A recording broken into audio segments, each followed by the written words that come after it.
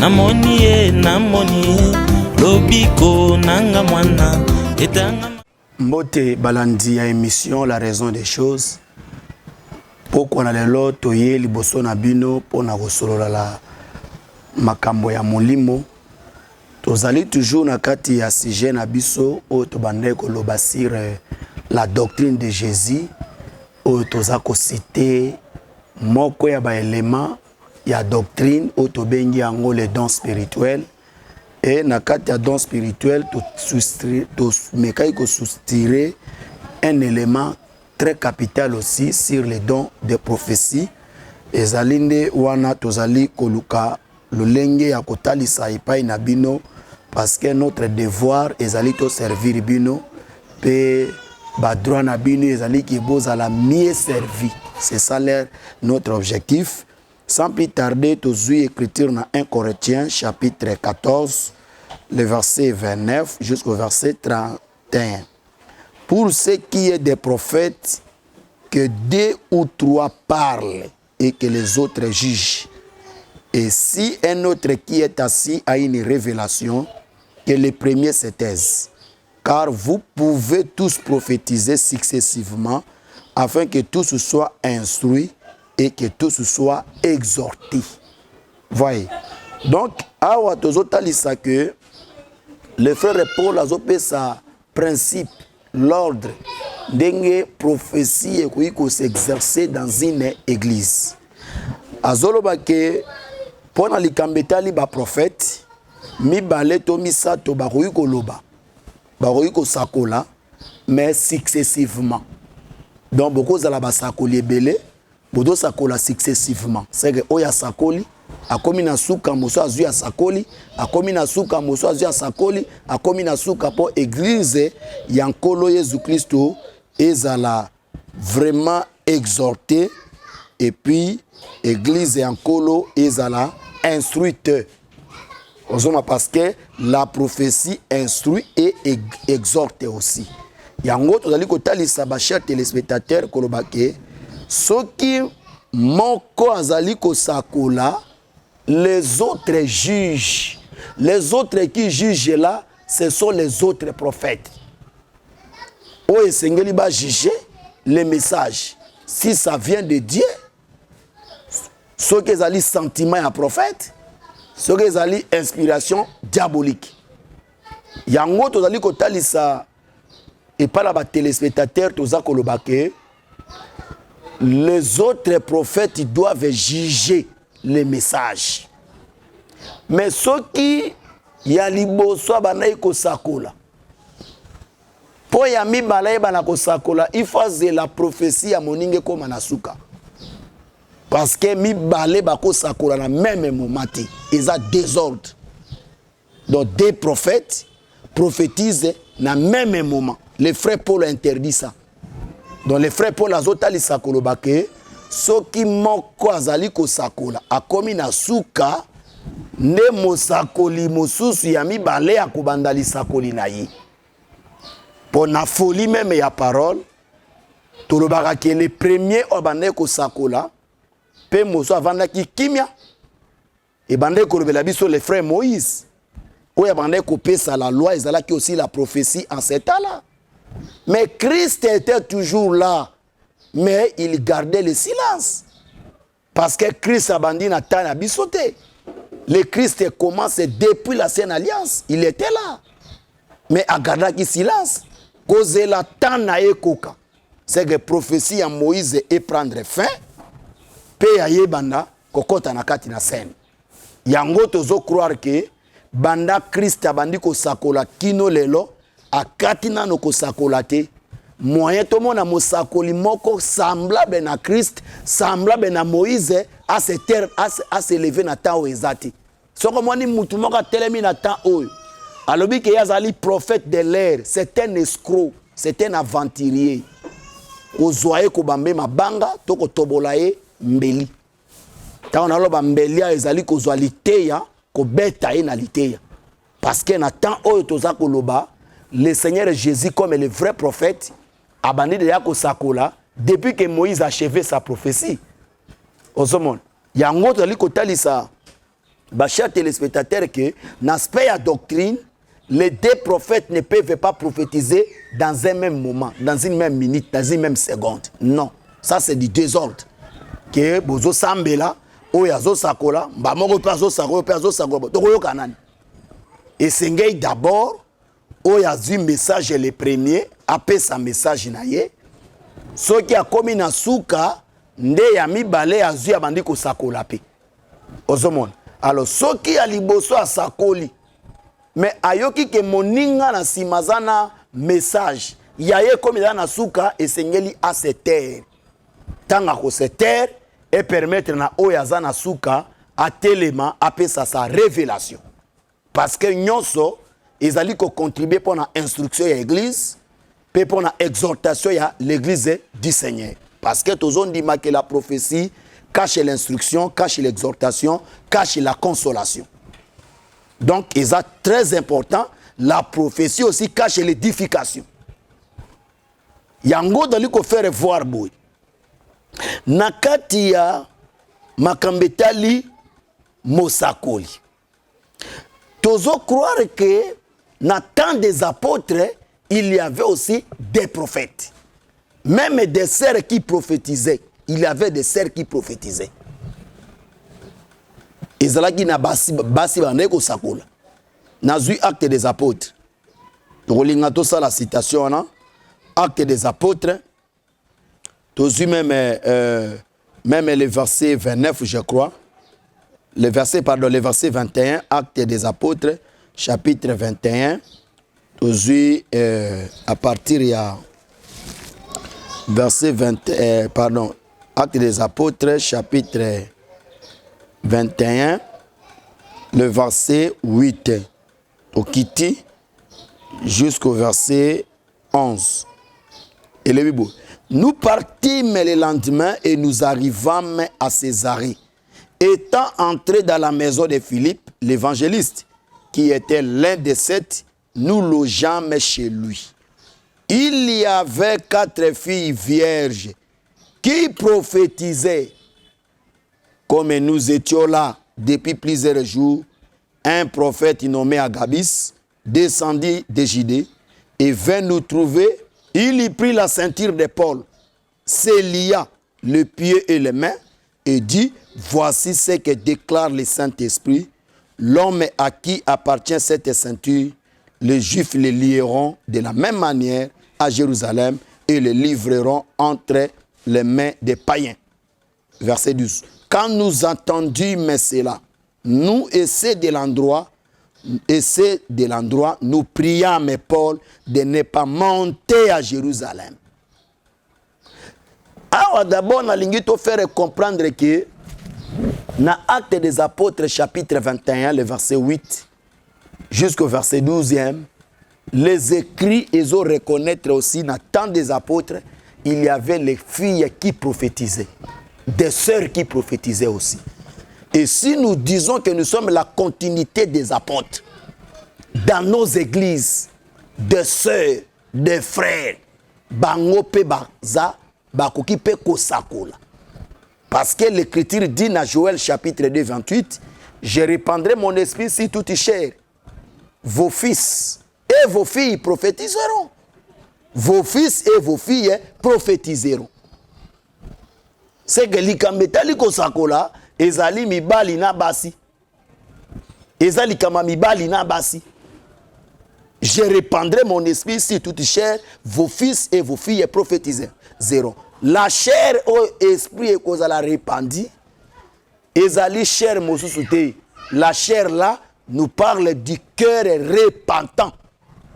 Motema o ebongwanaka parce que la Bible tu as un cœur de pierre et tu as un cœur de chair. Le cœur de pierre ezalaki ko se retrouver na kati ya Israël, un peuple où azalaki na cœur de pierre et ce cœur de pierre représentait le cœur incrédule. Motema o ezwaka molimo mosantu te. Motema o endimaka makamba nzambe te. Mais le cœur de chair ezali cœur repentant où ezali ko se retrouver na kati ya église. Parce que l'église azali peuple où azana cœur de chair. Au cœur repentant, le cœur qui reçoit l'esprit. Voyez. Et dans toute chair, que je répandais mon esprit dans toute chair, et il que dans toute chair, chair, non. Ezaba ngulu, ezaba ntaba, non. Pour verser, on est le bite que à la paix, moi si motei. Non. Comprendre ça, c'est comprendre mal l'écriture. Yango doit qu'on faire voir, ma chers téléspectateurs, tout à l'heure, que le cœur de chair, ce n'est pas autre chose, c'est le cœur repentant. Motema o e bongwani, ezu moli mosantu, yango des ali cœur de chair. Si on a qu'on faire voir, ma chers téléspectateurs, que vos fils et vos filles prophétiseront. Et ça promesse au Seigneur azo pesa yango likolo ya basi pe likolo ya mibali. Bako sakola.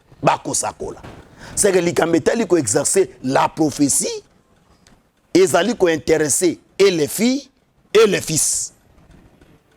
Ezali don ezali ko salema na kati na basi na kati ya mibali. Yango ko remarquer na temps des apôtres, bandeko Paul baye na ndako ya évangéliste Philippe. Oazalaki moko ya baseti diacre l'église à Jérusalem. Na kat na ndako na ye, il avait 4 filles. Oye babandaki pe ko sakola. C'est que depuis le temps des apôtres, les filles prophétisaient aussi. Et si nous sommes la continuité des apôtres, laissons les sœurs prophétiser dans les églises. Il ne faut pas les empêcher. Ogo kange munokote tika ya sakola. Ceux qui li kabwana espesa mele ya solo tika ya sakola. Alors dans le côté li saba chers téléspectateurs que Agabis azalaki pe moko ya ba prophète, yepa ya kuti bandeko Paul wana.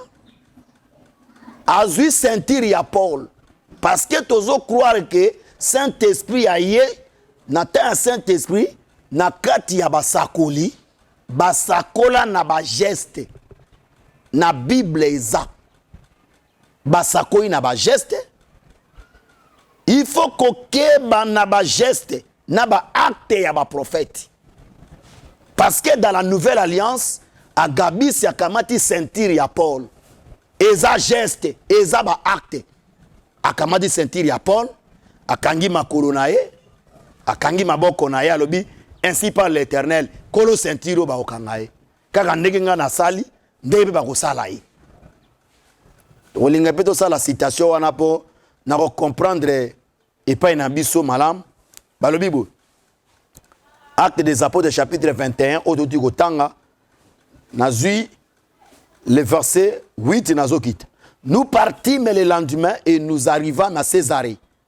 Étant entrés dans la maison de Philippe, nous partîmes le lendemain et nous arrivâmes à Césarée. Ezaki na Jérusalem, Ezaki na Césarée.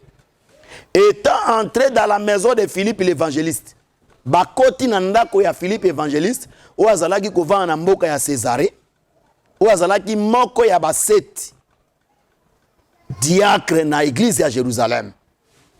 Nous logeâmes chez lui. Ayambi biso pe atie biso na ndako na ye. Il avait 4 filles vierges qui prophétisaient. Azalaki na bana basi minei o bana ko sakola. Comme nous étions là depuis plusieurs jours, un prophète nommé Agabis descendit de Judée et vint nous trouver. Il y prit la ceinture de Paul, se lia les pieds et les mains et dit, voici ce que déclare le Saint-Esprit, l'homme à qui appartient cette ceinture, les Juifs les lieront de la même manière à Jérusalem et les livreront entre les mains des païens. Verset 11. C'est que le prophète Agabis a côté akuti bango na ndako ya Philippe l'évangéliste bisika bazalaki logé na mboka ya Césarée et Philippe azalaki moko ya baseti diacre l'église à Jérusalem. Tango akoti azui sentir ya Paul amikangi makolo amikangi maboko abi ainsi dit l'Éternel. Ainsi parle l'Éternel. Mokolo sentir oyo bako kangaika na même manière oyo ngana mikangi na Jérusalem. C'est que awa il faut que na acte na geste ya prophète. Parce que likamba ba acte na ba geste ya prophète Et bandi na nouvelle alliance te. Et bandi depuis l'ancienne alliance. Na boyokani ya kala. Parce que basakoli ya boyokani ya kala. Bazali lelo identifié lokola basakoli ya ba don spirituel. Basakoli ya don spirituel. Basakoli ya don ya prophétie. Na temps de l'église. Voilà pourquoi nous allons côté de chers téléspectateurs, les gestes et les actes du prophète en pleine action. En pleine action, il y a prophétie, cache la pensée. Oyo to moni agabis, si manako kanga makolo na ye na ceinture ya Paul, ko kanga maboko na ceinture ya Paul, il a donné le message que kolo ceinture ba okanga ye. De la même manière, c'est que geste à Saliwana et que Paul Bakokangaï na Jérusalem. Bakokangaï. Yango tozo tel ça que lelo na kata église. Si un frère ou une sœur a le don de la prophétie, toko pe ça est forme ya kosako la tête s'il vous plaît. Soki lisako le ko boake na mabele boaki. Parce que notamment na lokola ke koya na mabele za soka za posséder na mili mabele. Non. L'Esprit de Dieu aussi peut prendre quelqu'un et boire qui est dans ma belly. L'Esprit de Dieu peut prendre quelqu'un et sautisser, motamati na extase. Yango église de Dieu zali ici que c'est que tu expérimenter la puissance divine, la puissance du Saint-Esprit na kat na biso. Toko zala en pleine prière, nguya nzambe memi moto na extase. Ba portier boke bako simba ka bato bisimba simba. Nguya nzambe memi moto na extase, yozo kanga ozo déconcentré. Il est parti, il est ravi. Ozo kanga ozo déconcentré. Parce que moto ça soit agitation na carte d'église et le bataille gaza na milu mwabe. Non. Soko zika agitation c'est gaza na ba démon. Té. Moli mwanzambe pe ko kota kat na yo pe agité yo. Et bois qui ont na mabele, nous avons la possession, il y a pas démonté. Nous devons respecter ça. C'est que tu vois ça, bateau bazana deux à prophétie, formé à kosakolate. À sakola nenge moli manza mezo pousser à sakola. Ce moli manza mezo pousser, à kamate lamba na wakangango, bon appeler sa message, laissez-le libre. Tout le monde yango chez les apôtres, Agabis. À côté na ndako ya Philippe et l'évangéliste et si kazala ki na 4 filles na ebana ko sakola pe ye pra sakoli azu ceinture ya Paul akangi yango na makolo na ye pe na maboko na ye abandi ko pesa prophétie so kazala ki na tana biso le tonga to diaboliser Agabis yango moni toza charismatique te parce que tozali bato moko tozali borné trop borné. Tike la moli mosantu liberté à kosala. Liberté à kosala. Et alors que doctrine est boité, yozo boya ke esa le matin de Obo yango poandi. Eza excès de table. Eza ba philosophie. Ba raisonnement et le raisonnement. Yango dans lui ko faire voir ba chers téléspectateurs que les actes, les gestes du prophète na tana biso ezako exister. Au boyo pasoli Bible na yo au verset Actes des Apôtres chapitre 21 au pasolo boaki. Mais ce qu'on ndimi Actes des Apôtres 21 ndima makambo to oyebisa yo que les prophètes aussi ako sakura na ba geste ako sakura na ba acte mais qui nous donne la pensée de ces gestes, la pensée de ces actes. C'est très significatif. Pour tous ceux qui m'ont dit que Saint-Esprit forme à Gosalati. On te demande de Saint-Esprit faut ça la neboui, à ça la nebo. Yango tozali batomoko nguya nzambe mo se déclencher na kat na biso ezate pour tozali trop borné, trop limité. Dans le charisme frère, il faut qu'on passe à l'esprit la place d'agir dans toute liberté. Yango nali ko faire voir ba chers téléspectateurs que les gestes, les actes du prophète et la nouvelle alliance depuis l'ancienne alliance. Parce que dans le que ba prophète il y a une alliance, le lo baza ba prophète il y a deux prophéties dans l'église. Parce que le même Dieu qui leur parlait autrefois, Aza le même Dieu dans l'Ikolobelabiso, tel lo, il continue à parler. Non seulement dans le ministère de la parole, il nous parle aussi dans les dons, tel que le don des prophéties, Dieu parle. Discernement des esprits, Dieu parle. Parole de connaissance, Dieu parle. Parole de sagesse, Dieu parle. Il continue à parler. Yango doit nous faire voir que quand nous nous réunissons, et Seigneur se réunit comme l'ensemble des vivants, non l'ensemble des morts. Parce que l'ensemble des vivants, Dieu est au rendez-vous.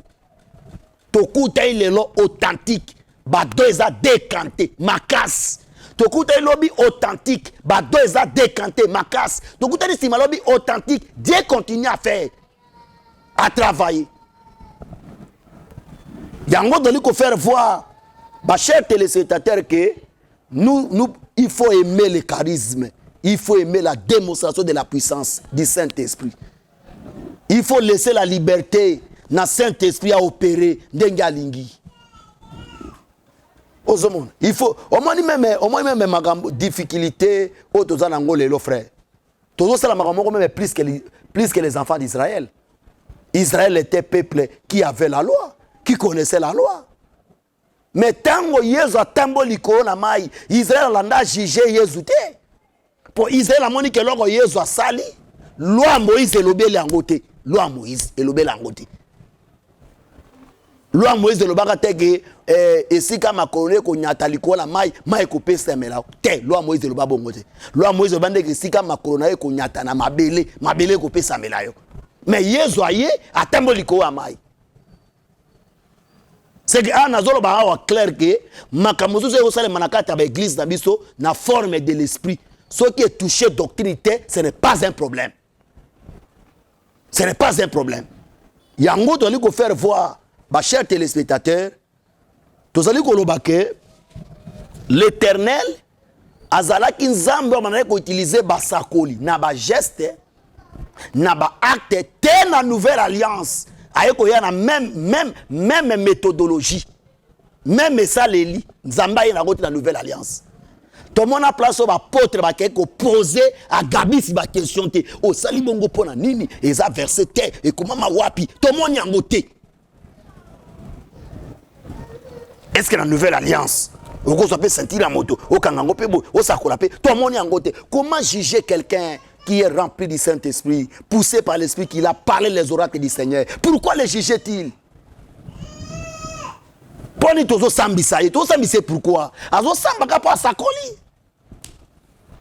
Or dans la Bible, on va juger la prophétie et ça les autres prophètes, et ça yote les autres prophètes.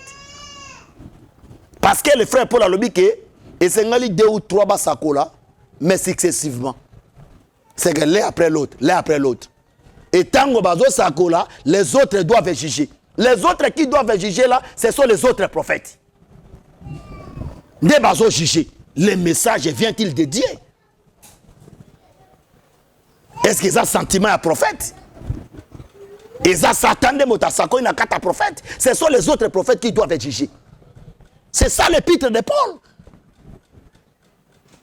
Yango de lui faire voir, ma chère téléspectateur, que les prophètes d'autrefois prophétisaient aussi par les gestes. Ceux qui t'ont prêté Ésaïe chapitre 20. Ésaïe chapitre 20, le verset 2 Kokita. Vous allez remarquer que Ndeko Ésaïe, avant de toi, azalaka na chambre na ebite, so azalaka na véranda, so azalaka wapi. Avant de kakaboye, moli mwanzambe bande lobele ke Ésaïe longola bilamba, longola sac, longola sapato, longola chaussille, ale tambola mutakala. Et ça sacrilège. C'est ce que les prophètes avaient fait. Et ça sacrilège. Et le prophète a salagi. Mais et pas dans Nzambe, le gars a ordre en Nzambe, mosakola soubukite. Parce que les prophètes, bazalaki koningana soki nzambe aningisi bango. C'est que soki nzambe aningisi bango pe baningani. Baza lokola banzete. Oyo ezoningana na mopepe. Soki mopepe etelemi nzete pe ningani. Yango tozozwa mopepe a comme l'esprit. Oyo ezalaki koningisa basakoli. Atala ina chambre na ye. Molimo ebiseke tambola mutakala ko tambola mutakala et ali soumouté. Parce que les prophètes azalaki dirigés par l'esprit, mais le peuple azalaki dirigé par la loi. Yango mone azalaki na problème moko entre basakoli na basacrificateur koyokane banaye kozalate. Parce que les prophètes banaye koningana na dépendance ya Nzambe yemboko. Tandis que les sacrificateurs, na la loi. Mais les prophètes venaient avec l'ainsi dit l'Éternel. Yango dans le côté de chers téléspectateurs que les prophètes, ceux qui ont vendu Nzamba biseke tambula mutakala, nenga tambo mutakala les aliteya. Kolo alinga pe sa message. Yoga siko message azopesa. Ainsi parle l'Éternel. Ndenge za tamboli mutakala. Pe makolongulu eza pe ndenge moko Éthiopie, Égypte, bokende mitakala na déportation na Syrie. Ah, Nzambe. Mais pour bato ba kende bombu na Syrie, mitakala, il faut tangu sa tata bato mutakala. Parce que les prophètes étaient là qui sujet en Nzambe, sujet de Dieu, c'était les prophètes. Il était le sujet de Dieu. Soki Nzamba vanda basa na mosakolo ya lingi, akobengaka mosakolo ya sala makambo ya lingi. Il était le sujet de Dieu pour les peuples. C'est que soki Zaïne azalaka po azalaki marié, il avait la femme, il avait aussi les enfants. Mais bana batala kaka boye, tata na bango azotambola mutakala. Mais soki nezelo tambola mutakala po anite Nzambe binanga na tambola mutakala. Parce que les prophètes azalaki sujet en Nzambe vers nakata peuple. Voilà pourquoi nous avons dit, chers téléspectateurs, les gestes du prophète cachaient les messages. Les actes du prophète cachaient aussi les messages. Tant que nous avons dit, mutakala, makolongulu, Éthiopie, Égypte, et kokende mutakala na boumbu. Si vous avez mutakala na boumbu, Nzamba sali ke mosali na ya tambola mutakala, les prophètes. Yango tozo croire que Jésus-Christ liko na ekulusu mutakala, ezali pe ko kisabiso prophétie à Isaïe chapitre 20. Mutakala. Mais nazo talisa ko lobake les prophètes Isaïe mutakala ezali message ko lobandenge Égypte na Éthiopie bakokende na boumbu. Donc, ça la citation parce que j'aime beaucoup lire. Pour toper sa makanisi nabi sauté. Isaïe chapitre 20, le verset 2e, je crois, jusqu'au verset 4, je crois. En ce temps-là, l'Éternel adressa la parole à Isaïe, fils d'Amon. Lui dit, va. Détache les sacs des terrains et ôte tes souliers de tes pieds. Il y fit ainsi, marcha ni et déchaussé. Et l'Éternel dit, de même que mon serviteur Isaïe marche ni et déchaussé, ce qui sera dans 3 ans un signe et un présage pour l'Égypte et pour l'Éthiopie. De même, le roi d'Assyrie amènera de l'Égypte, de l'Éthiopie, captifs et exilés, les jeunes hommes, les veillards, nus et déchaussés, et les dos découverts à la honte de l'Égypte. C'est que mutakala ya Isaïe otambola mutakala iko bagage Nzambe ya kolzwa na Égypte, na Éthiopie, ba jeune na ba veillards mitakala makolongulu pe mokongo libanda akena bango na Syrie. Roi Syria comme bango na boumbu. esili suka kande moni mozakola otambola mutakala ndengo wana yango tozota za bo soki yo pasteur docteur otamboli mutakala ndengo wana lelo au péché po yeza ya yokaki nzambe ndatindi po mosakola bandeko kozala commandé ndenge nzambe azoningisa ye yango toteyaka na évangile que les prophètes vivaient la grâce mais le peuple vivait la loi parce que les prophètes azalaki lolenge nzambe azokumba ye ndenge nzambe azokamba ye ndenge nzambe azoningisa po mosakola azalaki sujet ya nzambe na kati ya peuple ezali acte du prophète soki tozwi même une écriture na Ézéchiel chapitre 4 Ézéchiel chapitre 4 tolinga pe to ça la citation wana eza aussi très important les versets 12 à 13 Ézéchiel chapitre 4 les versets 12 à 13 et le Bible Ézéchiel chapitre 4 12 à 13 yokane Bible zolob tu mangeras des gâteaux d'orge que tu feras cuire en leur présence avec des excréments humains. Et l'Éternel dit, c'est ainsi que les enfants d'Israël mangeront leurs pains souillés parmi les nations vers lesquelles je les chasserai. Donc, awa nzambe abengi Ézéchiel, okolia gâteau d'orge, okotumba yango na présence na bango, na ba excréments humains, bagné, les excréments, bagné. Donc, okosala mukate, okotumbango, na bagné. Pour kolia yango. Parce que ndengo kolia yango, elingi kolobake, Israël epé, akolia pain souillé, na ba nation ya kokende na kati, oyo ya kokende pa na bango.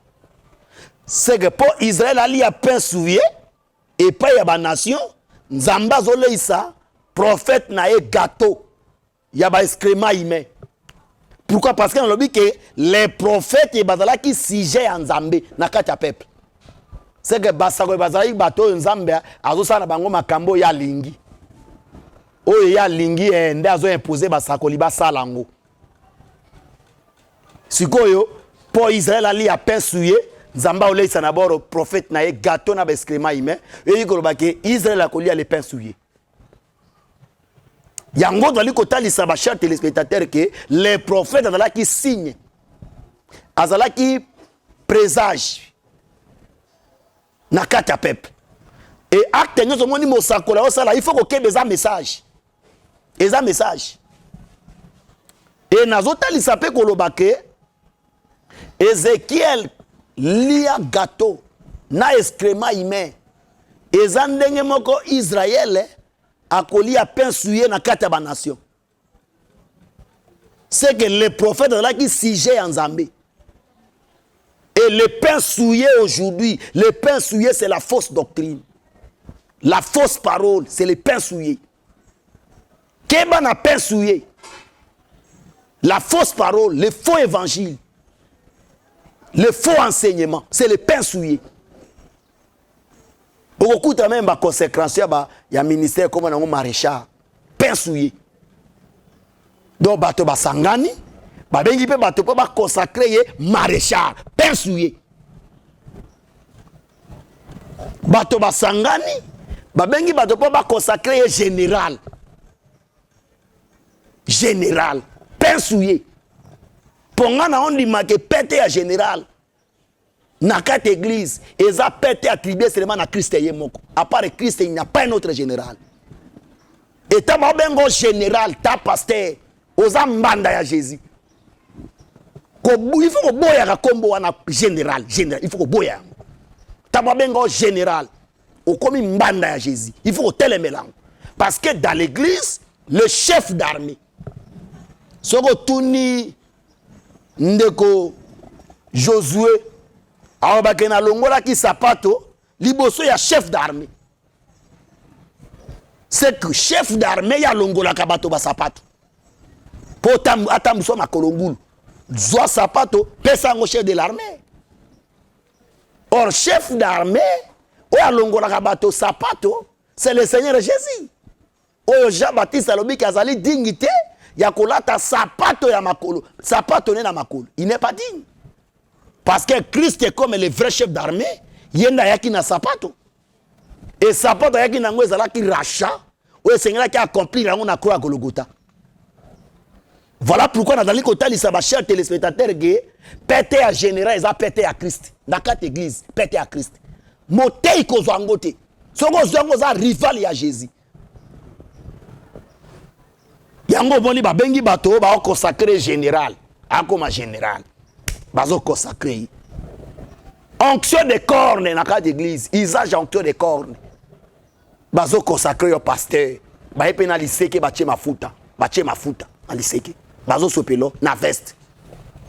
Ils ont fausse parole, ils ont pain souillé, lipa ils ont souillé. Ils ont talit en église. Talit. Bazo boaka bazo bambana. Pain souillé.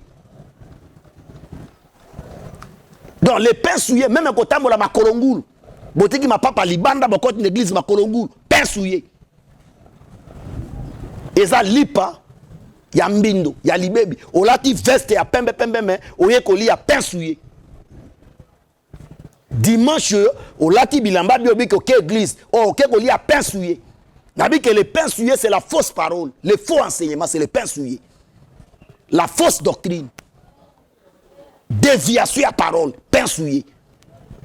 Yango ko remarqué, ba cher téléspectateur, tozote lisa akolobake même na kati ya Bible, na kati église bazo teka mai, bao teka mungwa.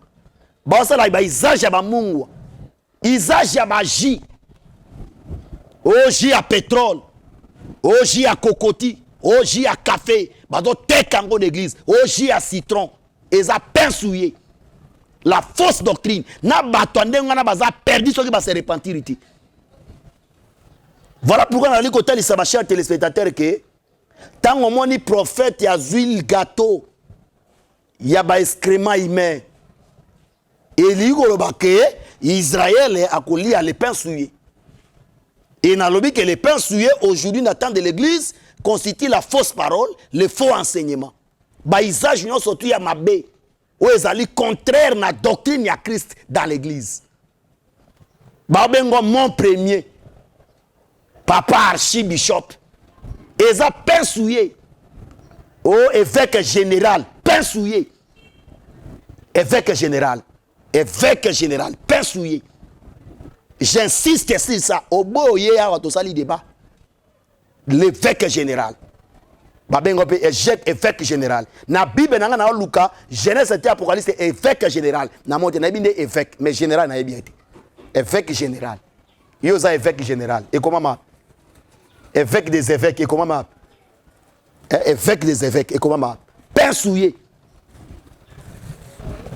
lipao et mbindo maté azabulu yango na liko faire voir ma chers téléspectateurs na liko talisa wake même na kati ya Bible ce qui tozu Jérémie chapitre 7 le verset 29 Jérémie avant de ayo kaka banzamba zo biseke Jérémie katasuki kokola suki nao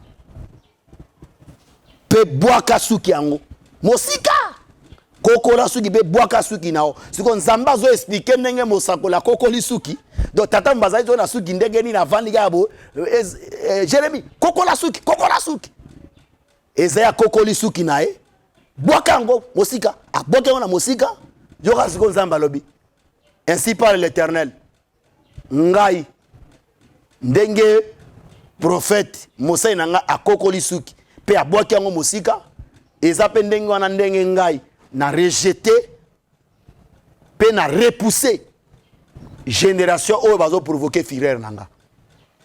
C'est que la tête du prophète représentait le pays de Canaan. La tête du prophète représentait le pays de Canaan.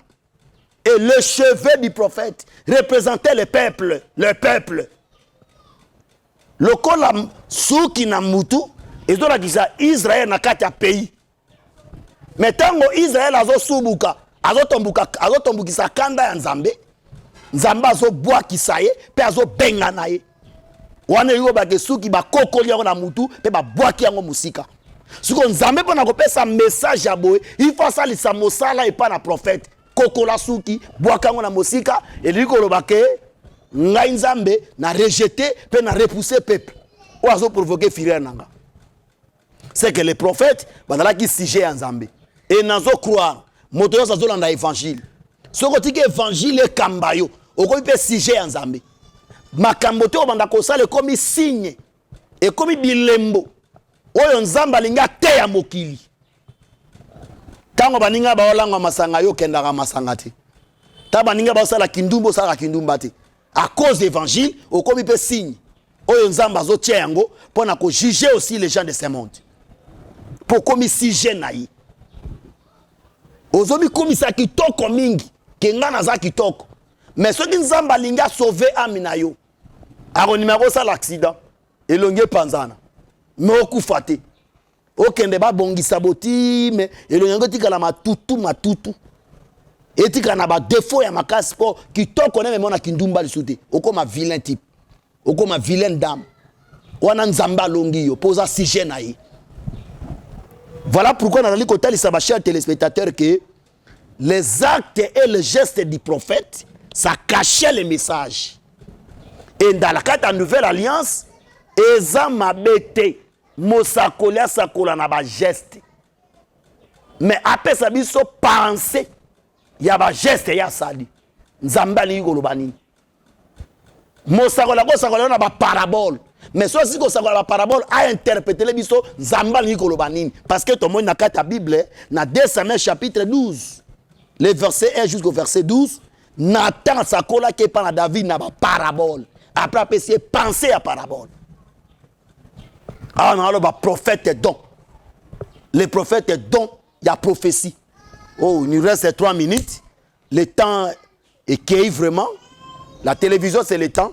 Makamba kolobe zalaki tellement ebele il fallait to loba même ndenge et Saoul azako ko sakola mutakala azo sakola mutakala ezala tinda Saoul azo sakola mutakala donc azotalisa ba chers téléspectateurs koloba ke lelo na kati ya église toko pesa molimo santu forme ya kosala te l'esprit azana liberté ya kokamba vase oya lingi na ndenge ya lingi totike la molimo mosantu liberté à ça parce qu'en temps des apôtres l'esprit agissait forcément puissamment na kata bango pour bazalaki na ba qu'est-ce que c'est le quoi bisoti et le quoi sali wana il commis na ngweza pe le quoi ya sakoli wana il commis na ngweza. Les apôtres n'étaient pas comme ça, ils étaient des hommes spirituels puissants charismatiques croyant à la manifestation du Saint-Esprit. Et si vous croyez à la manifestation du Saint-Esprit, croyez dans la manifestation du Saint-Esprit, sans arrière-pensée. Yango tozo telema awa pona mokolo ya lelo. Tozali ensemble de ceux de Kinshasa. O tozomi na commune à Limete, quartier Kingabwa, avenue Lumbi numéro 2. Soyebi Kingaba malamu te, oye, oti baramoto, okomi TP. Tope Iveko okoti na kati oleki Wenzambila okomi na remoko nango virage ou avancer moi muke otuni avenue Lumbi numéro 2 ba olaki so place église ezali tope outi mopanzi ya 14 mairie poma tete oti de bonhomme oye Izam okoti Izam poids lourd okoti obimi na point chaud bandiko ya lokola faire Wenzambila otuni avenue Lumbi numéro 2 eza bisiko église ezali tozalaka chaque mardi, chaque jeudi, chaque vendredi de 16h à 19h ba forte prière ya makasi kafu mateya ya bien lité ya pendo yo ki nzamba te yo nguya pezo sala na kati na biso babeli bazobika bato ba problème bazo kangola pe bazo sikolama pe chaque dimanche à partir ya 7h30 jusqu'à 10h tozana premier culte na biso et de 10h30 jusqu'à 13h30 deuxième culte. Puis chaque mercredi, à partir de 15h jusqu'à 19h, bah forte prière na prière, bah démon bah otika banzoto ya bato, libabe zo longwa bo tutezo koya, nzamba zako se manifester, puis usage ya doya prophétie, tozo tikela ngo pe na temps liberté à s'exercer malam bien que na ba kilte na biso nyonso to salaka nzamba za na manière bela ko lobela biso na liteya pe na nzela ya makabo ya lisakoli mais les mercredis za spécial tozo ka bataille ba prière pe ko tika ba don et s'exercer na carte église pour na édification ya libota na nzambe to bengi oya na likambe zo tungisa yo ko va na ndako te pusana oya ko kangolama oya ko yoka nzambe mais semaine spéciale les samedis à partir il y a 9h jusqu'à 14h30 tozala awa pour la réflexion et la jeunesse où tu réfléchir l'école à celui qui ne travaille pas qui ne mange non plus et ça va belle réflexion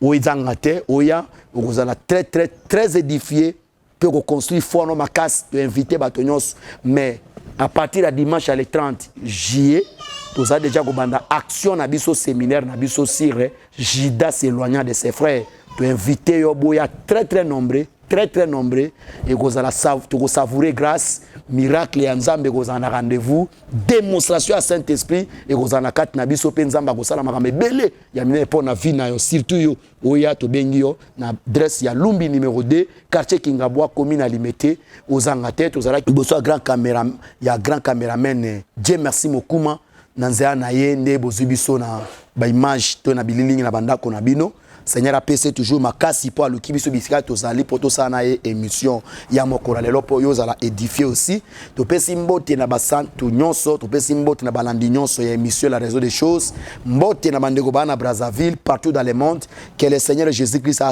assisté bino a soutenir bino a fortifier bino a fungola bino ba porte ya grandeur pe ya gloire a bikisa bino ba maladie nyonso a koisa célibat a pesa stabilité a longola stérilité a pesa mabota wana ezali lo sambo na biso na kombo na Yesu Kristo pe tomonani prochainement merci kobosana te chaîne na bino Isop TV bon continuer ko s'abonner massivement pour la repambola bino eza manière pour soutenir émission et puis chaque mardi à partir de 18h Bokolanda biso pe chaque samedi à partir de 0h Bokolanda pe biso mais pour na lelo jeudi na 22h to suki lelo awa Kolo azali pa moyi na bino.